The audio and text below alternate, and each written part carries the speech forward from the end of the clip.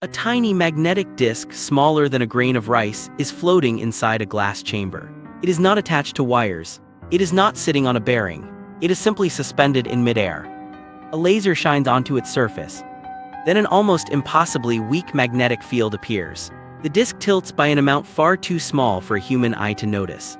The reflected laser beam moves, a detector records the shift, and the invisible magnetic signal suddenly becomes measurable. Researchers have now demonstrated a remarkably simple magnetometer based on a levitating permanent magnet. It operates at room temperature and even works in Earth's magnetic field, yet reaches a sensitivity of about 32 femtoteslas per square root of hertz. That puts it within the range needed for some biological measurements and fundamental physics experiments. The strange part is what signals this tiny floating object could eventually detect. Every electrical current creates a magnetic field. That means the electrical activity of the human brain creates magnetic fields outside the skull. So does the electrical rhythm controlling the heart. But these fields are extraordinarily faint. Detecting them normally requires some of the most sensitive instruments ever built. Magnetoencephalography systems, for example, measure magnetic activity produced by neuronal currents.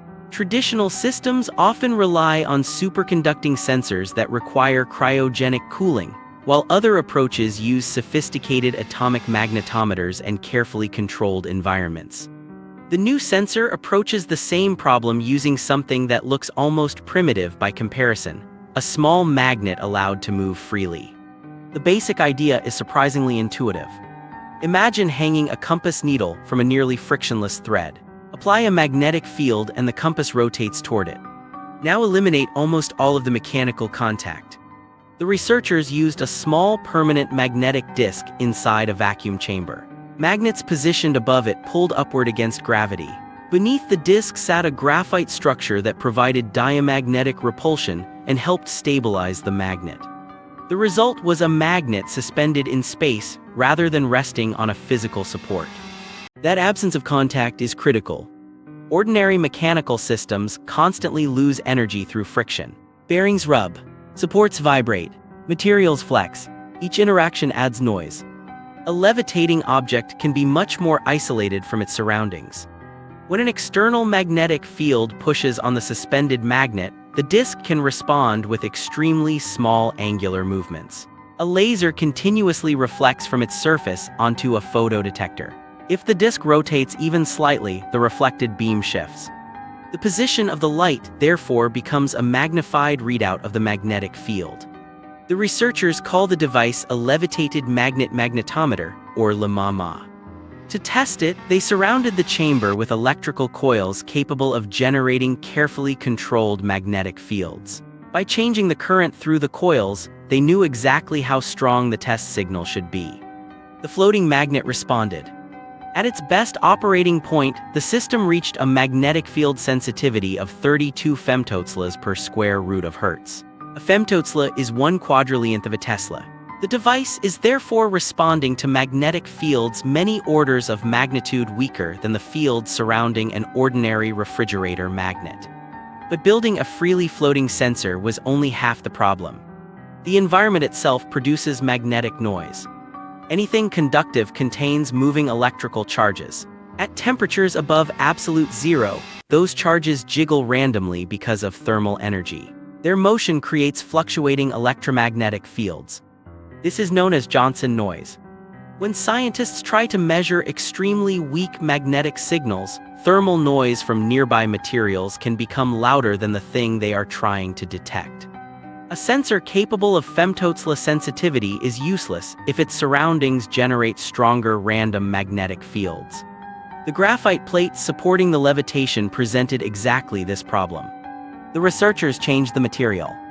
Instead of relying on a conventional solid graphite component, they created a composite containing powdered graphite bound in epoxy. This dramatically reduced electrical currents that could circulate through the material while preserving the diamagnetic properties needed to help levitate the magnet. According to the researchers, the modification reduced thermal magnetic noise by more than 70%. That engineering choice helped create one of the sensor's most interesting features. It does not require cryogenic cooling. Superconducting magnetic sensors can achieve extraordinary sensitivity, but superconductivity typically requires very low temperatures. That means refrigeration equipment, insulation, and additional complexity. The levitated magnetometer operates at room temperature. It can also function in the background magnetic field of Earth instead of requiring the field to be completely eliminated. And this is where the experiment becomes potentially important beyond the laboratory. Consider the brain. Billions of neurons communicate using electrical activity. When large groups of neurons become active together, their currents produce tiny magnetic fields. Those fields pass through the skull differently from electrical voltages measured directly on the scalp. Measuring them can reveal when and where neural activity occurs. But the magnetic signals are incredibly weak compared with everyday environmental fields. A passing vehicle, power cable, elevator, or electronic device can generate magnetic interference vastly stronger than the signal produced by the brain. Sensitive brain magnetometry, therefore, becomes a battle against noise. The new device has not yet been demonstrated as a practical brain scanner. The researchers instead argue that its sensitivity is in a range relevant to biological sensing. Turning one levitating magnet into a medical imaging system would require major additional development, including arrays of sensors, better noise cancellation, stable positioning, and validation with real biological signals. But the potential architecture is unusual. Instead of placing a person beneath a large cryogenic system, future instruments might use compact room temperature sensors positioned closer to the body. Distance matters because magnetic fields often weaken rapidly as the sensor moves away from their source. Smaller sensors could potentially follow the shape of the head or chest more closely. The same principle could apply to magnetocardiography, where researchers measure the tiny magnetic fields generated by the heart. Yet biology may not be the strangest application. The researchers also point toward fundamental physics. Some theories propose that dark matter could produce incredibly weak, oscillating magnetic effects. Axion-like particles and dark photons are examples of hypothetical dark matter candidates that researchers are trying to detect through subtle interactions with ordinary matter and electromagnetic fields.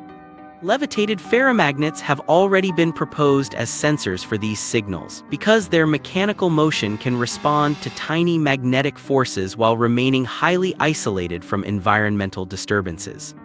A separate 2026 experiment using a levitated ferromagnetic platform reported sub-femtotesla sensitivity in a targeted frequency region while searching for axion-like dark matter, demonstrating how rapidly this area is developing. The new room temperature design attacks a different challenge: practicality. Many precision experiments become extraordinarily complicated because their best sensors work only under extreme conditions. If levitating magnets can approach similar sensitivity without cryogenic hardware, researchers could deploy more sensors, modify them more easily, and possibly operate them in environments that are currently difficult to access. That does not mean a tiny floating magnet is about to discover dark matter. Sensitivity is only one requirement. A dark matter experiment must also control environmental backgrounds, understand every source of noise, and distinguish a hypothetical signal from ordinary electromagnetic interference. The same caution applies to brain imaging. A sensitivity number measured using controlled laboratory coils does not automatically translate into a working neuroscientific instrument. But the experiment demonstrates that the underlying physical idea works. And there may be room for improvement. The researchers' current device is still limited by noise sources that could potentially be reduced. Better vacuum systems could decrease gas collisions with the floating disk. Improved optical detection could resolve smaller movements. Different magnetic materials could alter the mechanical and magnetic response. Arrays of multiple magnets could also separate a local biological signal from environmental noise by comparing measurements across space. The system's resonant behavior offers another advantage. A suspended magnet behaves like an oscillator. It naturally responds more strongly to forces near certain frequencies, just as pushing a playground swing at the correct rhythm creates a large motion with relatively little force. If researchers know the approximate frequency of a signal they want to detect, they may tune the sensor so that the magnetic field drives it near resonance. The mechanical motion effectively amplifies the signal before the optical detector measures it. This is one reason levitated systems are becoming interesting tools for precision sensing. There is a beautiful simplicity to the experiment. Modern sensors often become more sensitive by becoming more complicated.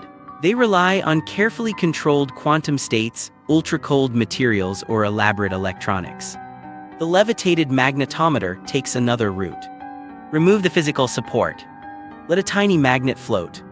Allow the magnetic field itself to move it. Then use light to watch. The difficult science is hidden in how carefully the researchers eliminate everything else that might move the magnet first. Air molecules, thermal currents, vibrations, electrical noise, Earth's magnetic environment. The signal is not difficult to create. The challenge is making the world quiet enough to hear it. And that connects the technology's two most intriguing possibilities. A thought inside a human brain and a hypothetical dark matter field have almost nothing in common. One comes from electrical currents moving through living neurons. The other, if it exists at all, would come from physics beyond the standard model.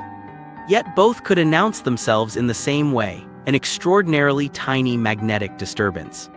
A disk smaller than a grain of rice might eventually be sensitive enough to notice. For now, it floats inside a glass chamber while a laser watches every movement. Nothing about the setup looks like a brain scanner or a dark matter detector. But sometimes the most sensitive instruments begin with a surprisingly simple idea. If a force is almost impossible to measure, remove everything that prevents the object from moving. Then watch what happens.